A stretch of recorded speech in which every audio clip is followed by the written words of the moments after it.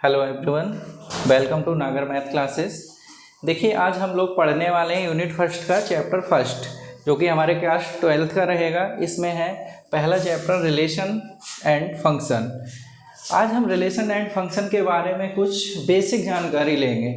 ये पहली वीडियो हमारी केवल और केवल बेसिक पे आधारित रहेगी। अगर बेसिक क्लियर हो जाता है हमारा, तो हम आगे का इसमें एक्सरसाइजों को बहुत आसानी से कर सकेंगे। तो चलिए देखते हैं आज इसका बेसिक में क्या है। तो सबसे पहले तो हम शुरुआत करेंगे इसके नाम से ही। चैप्टर का नाम था हमारा संबंध तथा फलन। तो देखिए, ये जो संबंध आया और ये फलन आया, दो चीज़ें हैं इसमें। एक तो संबंध के बारे में जानकारी चाहिए, दूसरी फलन के बारे में जानकारी चाहिए। तो देखो, संबंध के बारे में बात करेंगे तो संबंध में हम पढ़ेंगे तीन तरीके के संबंध। कौन कौन से? सबसे पहले पढ़ेंगे स्वतुल्य, दूसरे नंबर पर पढ़ेंगे सम्मित और तीसरे नंबर पर पढ़ेंगे संक्रामक। अगर इन तीनों संबंधों को मिलते हैं तो इसे हम बोलते हैं तुल्यता संबंध। सेम इसी प्रकार फलन को हम टू टाइप्स में पढ़ेंगे। पहला होता है हमारा अंतःक्षेपी, दूसरा होता है हमारा आच्छादक। अंतःक्षेपी के हम टू टाइप्स पढ़ेंगे। फर्स्ट टाइप में पढ़ने वाले हैं एकैकी और सेकंड टाइप में पढ़ेंगे बहु एकैकी। सिमिलर इसमें भी हम टू टाइप्स पढ़ेंगे। पहला होगा एकैकी और दूसरा होगा बहु एकैकी। ये रहा हमारे, अगर नाम से देखें तो इतनी चीज़ें हमें इसमें पढ़नी है। अगर हम इसकी बात करेंगे तो इसी में आगे बन जाता हमारा बाइनोमियल एक्सपेंशन। उस चीज़ को जब एक्सरसाइज में देखेंगे तो पढ़ लेंगे। फिलहाल तो ये 2023 के सिलेबस से हट गया है, इसलिए अभी ज़्यादा डिटेल में नहीं देखते हैं। तो चलिए अब हम शुरू करते हैं इसको। नंबर बाई नंबर आगे बढ़ेंगे और इसे विस्तार से जानेंगे। तो चलिए, सबसे पहले तो संबंध सीखने के लिए हमारे लिए कुछ बेसिक टर्म्स जानने होंगे। जैसे कि सबसे पहले आता है हमारा क्रमित युग्म। ये क्या होता है अभी क्रमित युग्म? तो क्रमित युग्म हम पढ़ के आए हैं 11th क्लास में। तो 11th क्लास में क्रमित युग्म होता था, अगर हम कोई भी एक युग्म बना ले, हमने कहा x, y था, तो एक चीज़ याद रखना है, क्रमित युग्म का मतलब होता है क्रम से आने वाला। जो क्रम से आता है वो हमारा क्रमित युग्म कहलाता है। जैसे कि अगर हम थोड़ा सा समझें इसके बारे में, तो हम मूल बिंदु देखते हैं। हमने कहा x अक्ष पे हमें x चलना था, तो x अक्ष पे हम x चलेंगे, देन उसके पश्चात ही हम y अक्ष पे y चलेंगे, तभी हमारे लिए ये बिंदु प्राप्त होगा। ऐसा तो हो नहीं सकता x अक्ष पे x चल गए, y अक्ष पे y चल गए, हमने कहा यहाँ बिंदु प्राप्त हो गया, ऐसा नहीं हो सकता। तो ये होता है हमारा क्रमित युग्म। ये एक जोड़े को प्रदर्शित करता है। इसमें जो होता है, अगर हम x की बात करेंगे तो कहेंगे x रिलेटेड होता है a होता है हमारा पहला समुच्चय। ऐसे ही y की बात करेंगे तो y रिलेटेड होता है b होता है हमारा दूसरा समुच्चय। ये पहले और दूसरे समुच्चय को रिप्रेजेंट करते हैं। तो ये होता है हमारा क्रमित युग्म। इसके बाद आ जाता है हमारा, एक और चीज़ सीखनी थी इसमें, कार्तीय गुणन। कार्तीय गुणन क्या होते हैं? कार्तीय गुणन क्रमित युग्म का ही बड़ा रूप है, एक तरीके से देखा जाए तो। कार्तीय गुणन में ही हमारा फर्स्ट ईयर का ही टॉपिक है। कार्तीय गुणन की बात करेंगे तो हम कहेंगे a cross b। a cross b में क्या होता था भाई? a क्रॉस b पढ़ा होगा आपने, 11th में पढ़ा होगा b क्रॉस a। ये दोनों चीज़ें हम पढ़ते थे, a क्रॉस b और b क्रॉस a। तो a क्रॉस b को समझने के लिए हम एक एग्जाम्पल का सहारा ले लेते हैं। हमने कहा a में कोई भी दो अवयव हैं, a, b ले लिया। हमने कहा b में दो अवयव थे, जैसे कि 1, 2 ले लिया। दो अवयव हैं, 4 हैं, 6 हैं, 10 हैं, 15, वो अपने हिसाब से देख सकते हैं। a और b दिया था, हमने कहा a क्रॉस b चाहिए हमारे लिए। तो a क्रॉस b निकालने के लिए हम कहेंगे a का प्रत्येक अवयव b से रिलेट करेगा। कैसे रिलेट करेगा? यहाँ से a जाएगा, यहाँ से 1 लेगा, यानी a, 1 लिखेंगे। यहाँ से a चलेगा, यहाँ से 2 लेगा, यानी a, 2 लिख देंगे। सेम इसी प्रकार अब b इन दोनों से रिलेट करेगा, तो कहेंगे क्या? b, 1 लिख लेंगे और b, 2 लिख देंगे। ये हमारा बनके तैयार हो जाएगा कार्तीय गुणन। तो कार्तीय गुणन और क्रमित युग्म समझ में आ गए होंगे, इनमें ज़्यादा कुछ नहीं था। तो इनको अगर समझ में आ गया है तो हम सीख सकते हैं क्या, संबंध। तो चलिए बात करते हैं संबंध की। हेडिंग डाल लेते हैं संबंध, इंग्लिश में बोलोगे तो रिलेशन।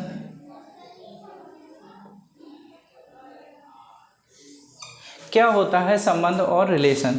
देखिए संबंध और रिलेशन जो अभी अभी हमने पढ़ा था वही हमारा संबंध और रिलेशन कहलाता है, अगर दोनों चीज़ों को इकट्ठा कर दें तो। इसकी अगर हम बात करेंगे तो इसकी परिभाषा हम ऐसे देंगे, हम कहेंगे यदि ए और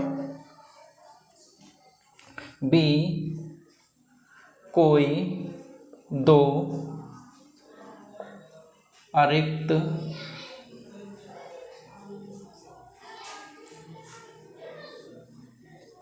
समुच्चय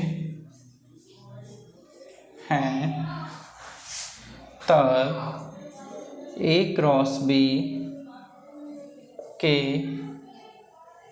उप समुच्चयों का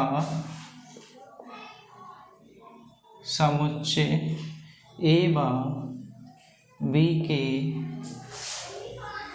बीच संबंध कहलाता है।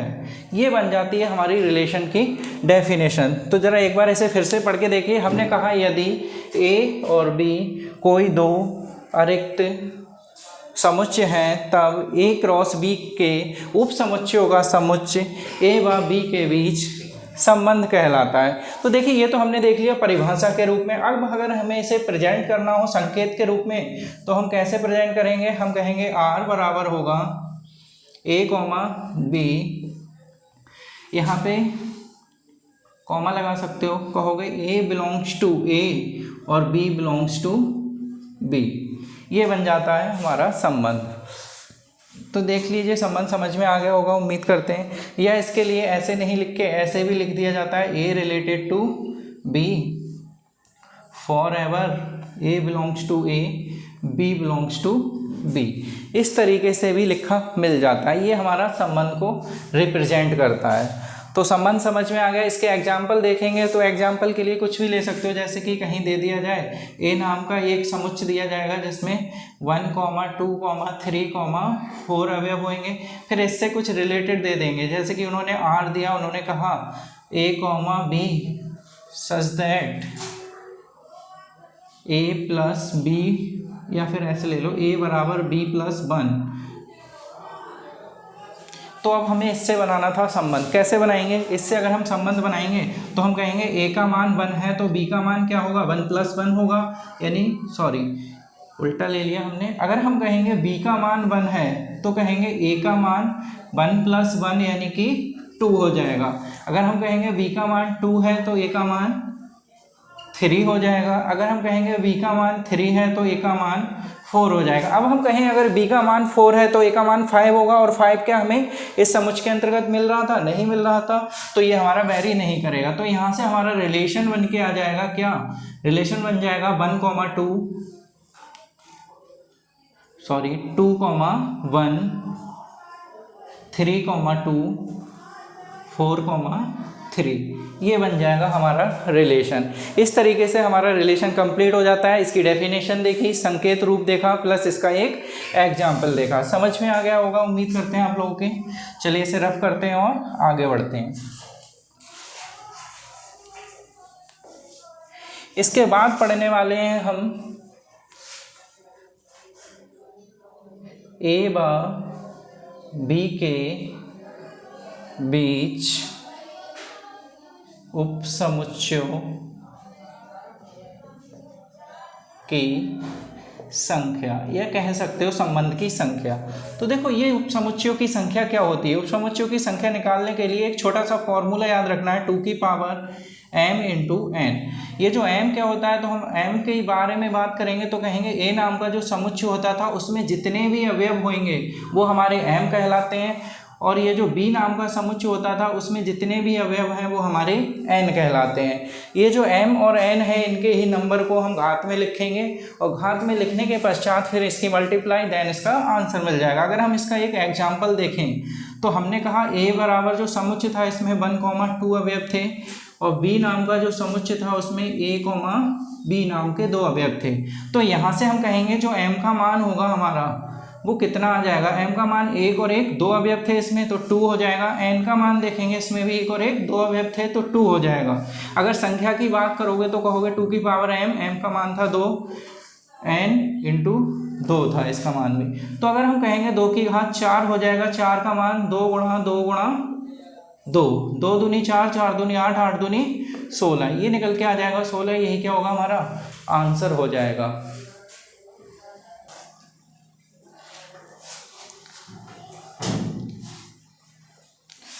चलिए अब इसके बाद हम देखते हैं उपसमुच्चयों की संख्या देखें अभी हमने। अब देखेंगे संबंध के प्रांत, परिसर और सहप्रांत, ये क्या होते हैं। तो हमने लिखा संबंध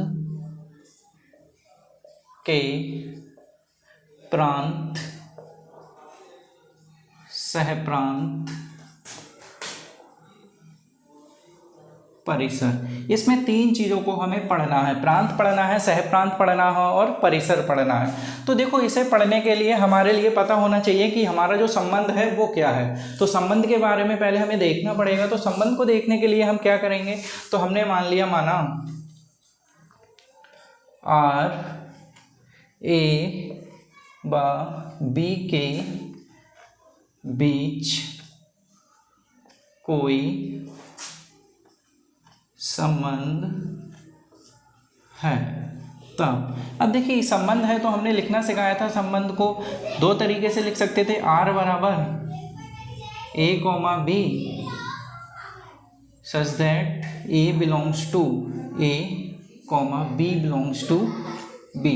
एक तो ये रूप सिखाया था। दूसरा सिखाया था A related to B, forever A belongs to A और B belongs to B। ये 2 तरीके से सिखाया था। तो इसमें इस वाले को हम फॉलो करेंगे। कैसे, हमने कहा A related to B, B हमारा जो होता है वो कहलाता है डायरेक्टली सहप्रांत। यानी कि सहप्रांत एक ऐसी चीज है जिसे हम देखते ही पता लगा लेते हैं कि सहप्रांत है क्या इसमें। तो सहप्रांत तो क्लियर हो जाता है हमारा एक ही बार में। तो सहप्रांत यहाँ से निकाल लेंगे। दूसरी चीज बचती है हमारी क्या, प्रांत और परिसर। तो इनके लिए हम थोड़ी सी डेफिनेशन के रूप में देखते हैं। तो हम इसमें लिखेंगे संबंध में बने क्रमित युग्म का प्रथम अवयव प्रांत कहलाता है। ऐसे ही अगर हम परिसर की बात करेंगे तो इसकी परिभाषा भी सेम बन जाएगी। कहेंगे संबंध में बने क्रमित युग्म, यहाँ तक तो सेम रहनी है। यहाँ पे प्रथम था, यहाँ पे द्वितीय हो जाएगा बस। क्रमित युग्म का द्वितीय अवयव परिसर कहलाता है। तो देखिए यहाँ से हमारा क्लियर हो गया। संबंध में बने क्रमित युग्म का प्रथम अवयव हमारा प्रांत कहलाता है और क्रमित युग्म में बने द्वितीय अवयव का क्रमित युग्म में द्वितीय अवयव जो होता है, संबंध में क्रमित युग्म का जो द्वितीय अवयव होता है उसका जो मान होता है वो हमारा परिसर कहलाता है। इसको हम एक एग्जाम्पल के थ्रू देखते हैं। जैसे कि हमने कहा A बराबर हमें दिया हुआ था A, V और B बराबर दे दिया 1, 2। ये 2 अवयव दिए थे। एक संबंध दे दिया हमें R नाम का जिसमें कह दिया A, 1, A, 2 और बस इतना ही बंद कर दिया था। ये संबंध था। हमसे पूछा जाए प्रांत, परिसर और सहप्रांत क्या होगा, तो हम इसका पहले देखेंगे प्रांत, परिसर और सहप्रांत। देखते ही डायरेक्ट क्या पता लगा लेते थे, देखते ही डायरेक्ट पता लगा लेते हैं हम सहप्रांत। तो सहप्रांत क्या होगा, द्वितीय अवयव सहप्रांत होता था, यानी द्वितीय अवयव ये था तो डायरेक्ट सहप्रांत तो आ गया 1, 2। ये आंसर हो गया हमारा। अगर हम बात करेंगे परिसर की, तो परिसर क्या होगा। परिसर हमने बताया था कि संबंध में बने क्रमित युग्मों का द्वितीय अवयव परिसर कहलाता है। तो संबंध देखिए भाई ये था, इसमें द्वितीय अवयव क्या था 1 और 2 था, तो जो परिसर होगा हमारा वो क्या हो जाएगा 1, 2, ये हमारा परिसर हो जाएगा। प्रांत क्रमित का प्रथम अवयव, तो प्रथम अवयव केवल और केवल क्या था ए था, तो ये हो जाएगा। यही तीनों हमारे क्या कहलाएंगे आंसर कहलाएंगे। तो उम्मीद करते हैं ये आपकी समझ में आ गया होगा।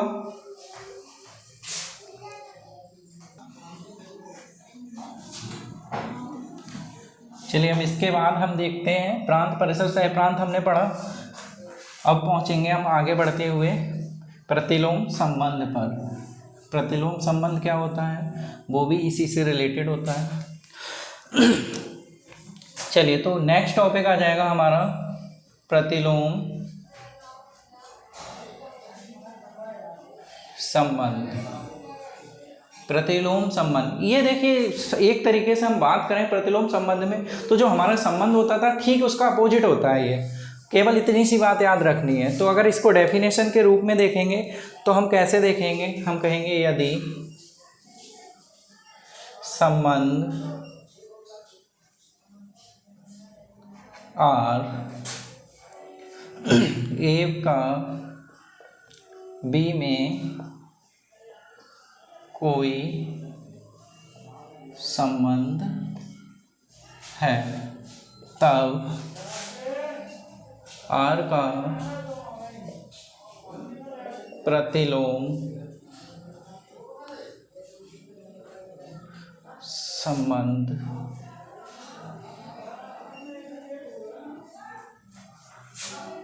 आर इनवर्स बी का ए में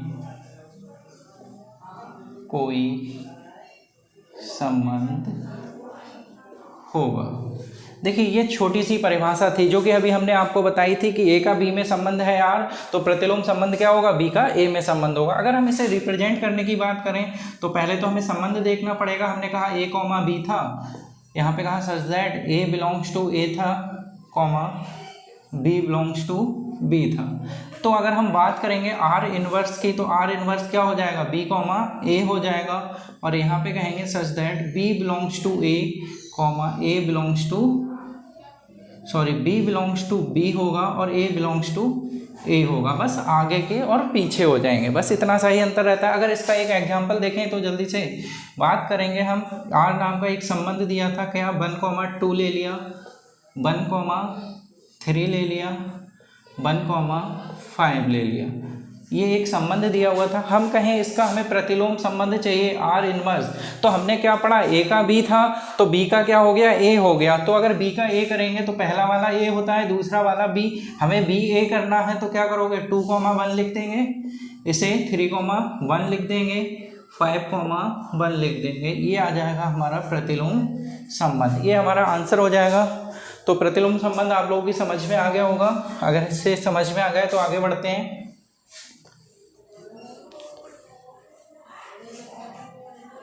प्रतिलोम संबंध के बाद हमारा नेक्स्ट टॉपिक है द्विआधारी संबंध। द्विआधारी संबंध में क्या होता है, पहले इसकी डेफिनेशन को देखते हैं। तो डेफिनेशन की अगर हम बात करेंगे तो हम कहेंगे समुच्चय ए से समुच्चय ए में संबंध हो तो वह संबंध द्विआधारी संबंध कहलाता है।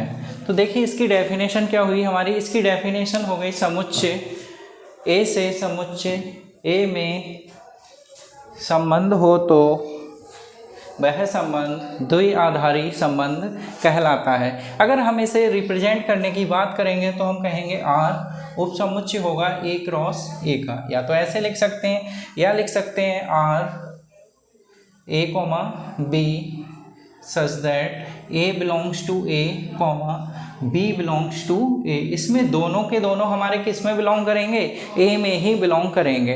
बात आती है इसके प्रकार की, तो इसके प्रकार में हम क्या क्या पढ़ेंगे, जो हम संबंध के प्रकार पढ़ के आए थे वो सब इसी के प्रकार होते हैं। क्या होते हैं, नंबर 1 पे आता है हमारा स्वतुल्य संबंध, दूसरा होता था सममित संबंध, तीसरा होता था संक्रामक संबंध। तो देखिए ये 3 टाइप हैं इसके, इन तीनों में हम क्रम से पहले स्वतुल्य पढ़ेंगे, फिर सममित पढ़ेंगे और फिर संक्रामक पढ़ेंगे। तो चलिए देखते हैं, पहले ये तो समझ में आ गया होगा आप लोगों के।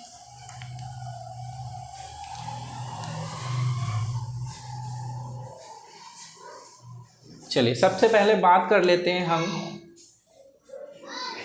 स्वतुल्य संबंध की। स्वतुल्य संबंध क्या होता है हमारा, तो पहले इसकी डेफिनेशन को पढ़ते हैं फिर संबंध को पढ़ेंगे। डेफिनेशन में हम कहेंगे समुच्चय ए में कोई संबंध R इस प्रकार है कि A का प्रत्येक अवयव R के द्वारा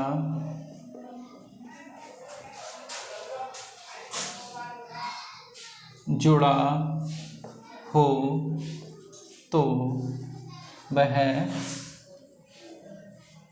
संबंध स्वतुल्य संबंध कहलाता है।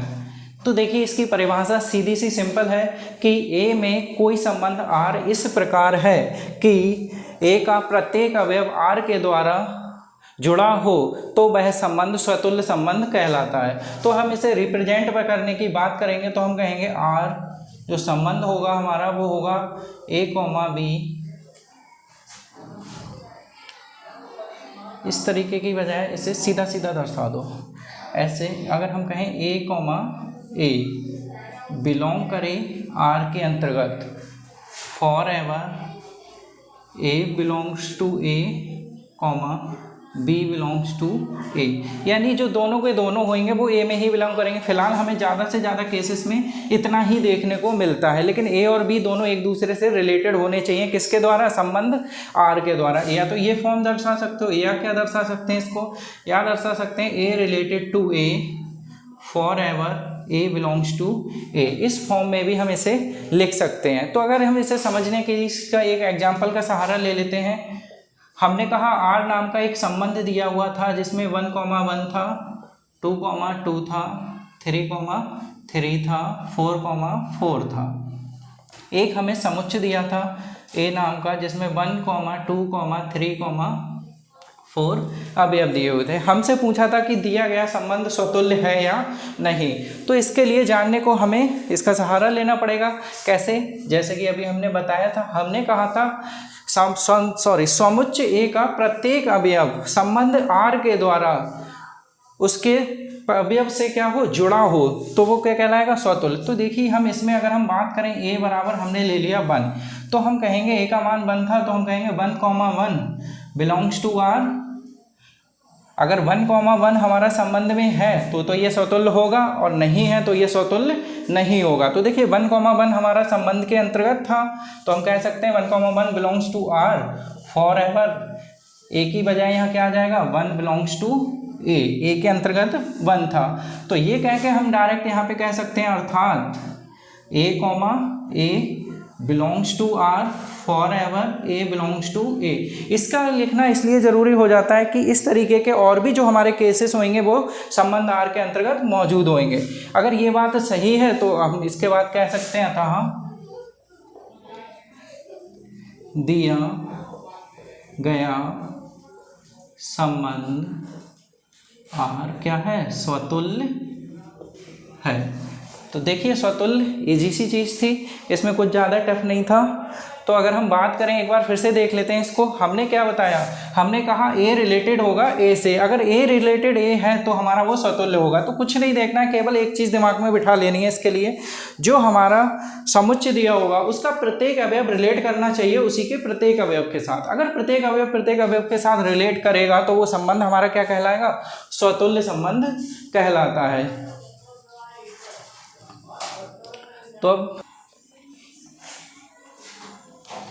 चलिए, अब हम स्वतुल्य के बाद आगे बढ़ेंगे। तो इसमें बात करने वाले हैं सममित की।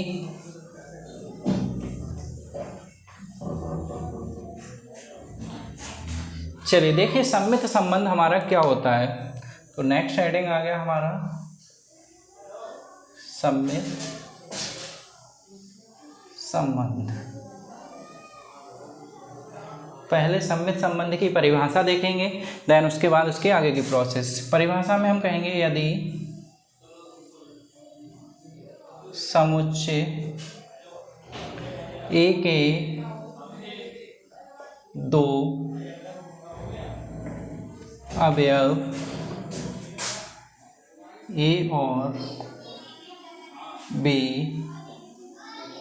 संबंध आर के द्वारा संबंधित हैं, तब बी और ए भी उसी संबंध आर से संबंधित हो, तो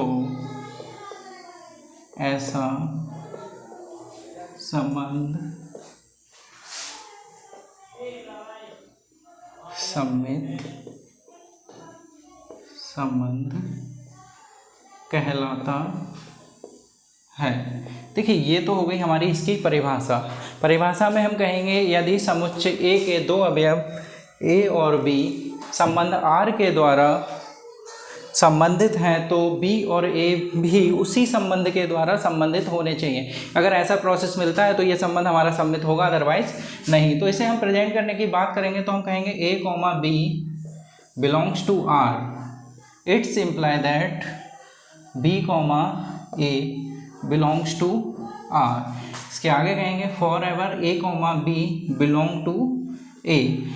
इसका मतलब हो गया यदि ए और बी संबंध आर में हैं तो बी और ए भी संबंध आर में होने चाहिए, तो ये संबंध हमारा सम्मित संबंध कहलाएगा। इसको दूसरे तरीके से देखेंगे तो कैसे देख सकते हैं, हम कहेंगे ए रिलेटेड टू बी, ये इम्प्लाई करेगा कि इसमें बी रिलेटेड टू ए के अंतर्गत। आगे कह देंगे for ever A comma B belongs to A. ये हो जाता है हमारा सम्मित कंप्लीट। अगर इसके एग्जाम्पल की बात करें तो शॉर्ट फॉर्म में जल्दी से इसका एक एग्जाम्पल देख लेते हैं। हमने कहा ए नाम का एक समुच्चय दिया था जिसमें 1, 2, 3 अवयव थे। फिर एक संबंध दे दिया आर जिसमें कहा 1, 2, 2, 3, 2, 1 और भी आगे अवयव हो सकते हैं, फिलहाल हम इतने ही ले लेते हैं। हमने कहा यह संबंध सम्मित है या नहीं। तो सम्मित है या नहीं के लिए हमें क्या चेक करना था, हमने कहा था ए दो अवयव ले लें, ए बराबर 1 ले लिया, बी बराबर 2 ले लिया। तो हम कहेंगे 1, 2 बिलोंग्स टू आर। तो देखिए 1, 2 क्या संबंध आर में था, तो ठीक है, ये बात सही है। फिर यहाँ कह सकते हैं 1, 2 बिलोंग्स टू ए। फिर हमने कहा था इसका विपरीत देखना है तो हम कहेंगे क्या 2, 1 बिलोंग्स टू आर। तो 2, 1 क्या संबंध आर के अंतर्गत था, तो ये भी हो जाएगा। तो यहाँ पे कह सकते हैं 2, 1 बिलोंग्स टू ए। तो इसके बाद का हो गया था 1, 2 belongs to R. It's imply that 2, 1 belongs to R. ये दोनों आर के अंतर्गत हैं। For ever 1, 2 belongs to A. अगर ये चीज़ फॉलो करती है तो हमारा संबंध क्या हो जाता है, सम्मित हो जाता है। तो सम्मित के लिए सिंपल सी चीज़ है, एक बार फिर से बताते हैं, केवल और केवल क्या देखना है, 1,2 है संबंध में तो 2,1 भी होना चाहिए। अगर ये दोनों होंगे तो वो संबंध हमारा क्या कहलाएगा, सम्मित संबंध कहलाएगा। तो उम्मीद करते हैं सम्मित संबंध आप लोगों का क्लियर हो गया होगा, नहीं हुआ हो तो एक बार वीडियो रोक के दोबारा देख सकते हैं। चलिए आगे की बात करते हैं। सम्मित के बाद आ जाता है हमारा संक्रामक संबंध। चलिए तो देखते हैं संक्रामक संबंध क्या है।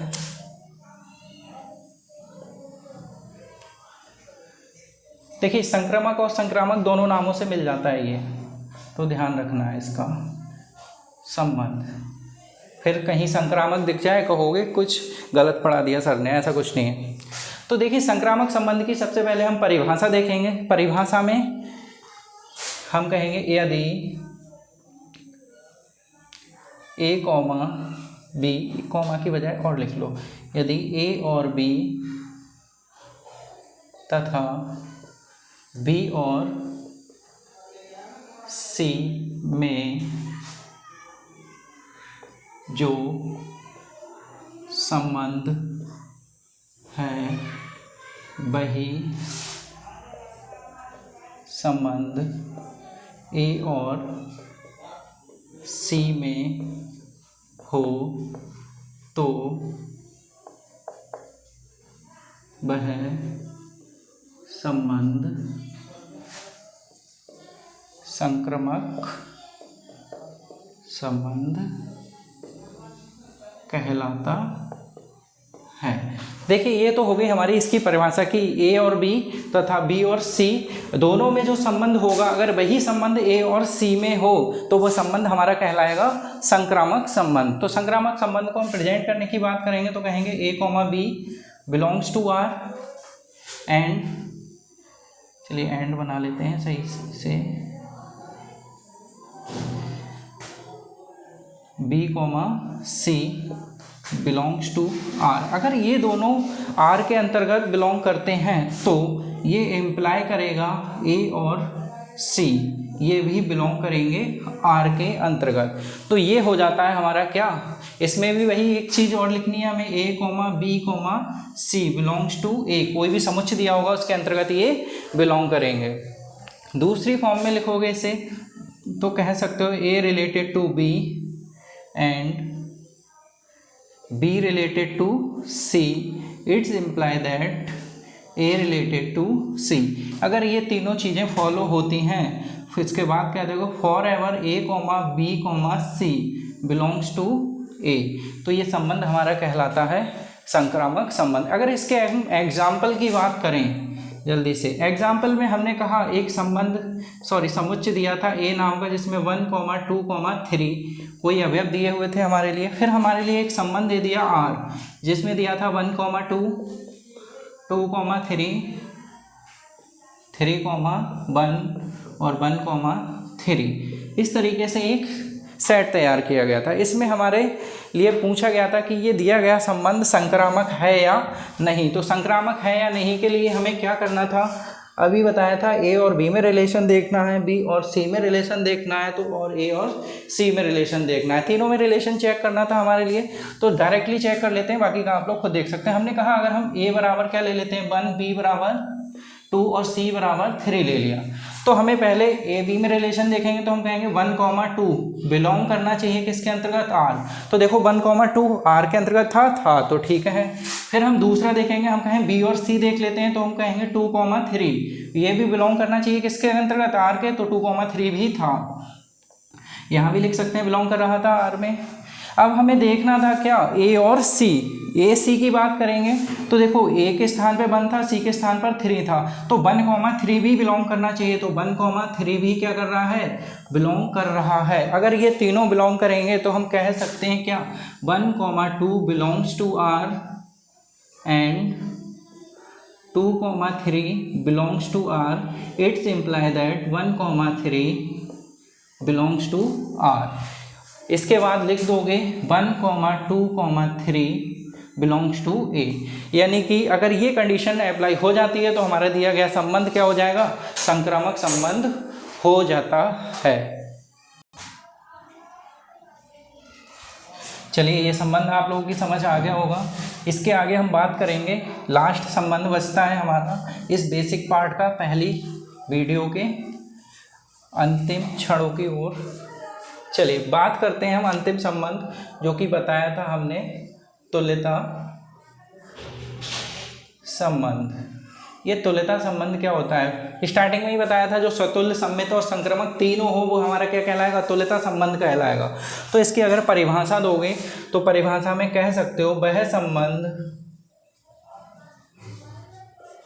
जो स्वतुल्य, सम्मित व संक्रामक तीनों हो, तुल्यता संबंध कहलाता है।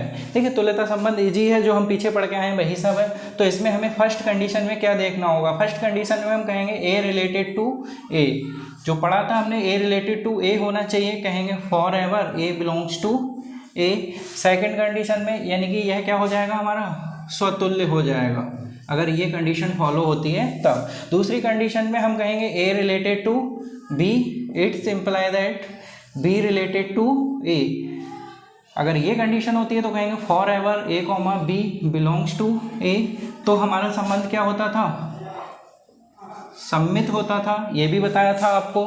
तीसरी कंडीशन जो बताई थी हमने, वो बताई थी A related to B and B related to C, it's imply that A related to C. अगर ये तीनों कंडीशन अप्लाई हो तो कहेंगे for ever A comma B comma C belongs to A. तो ये हमारा संबंध हो जाता है संक्रामक।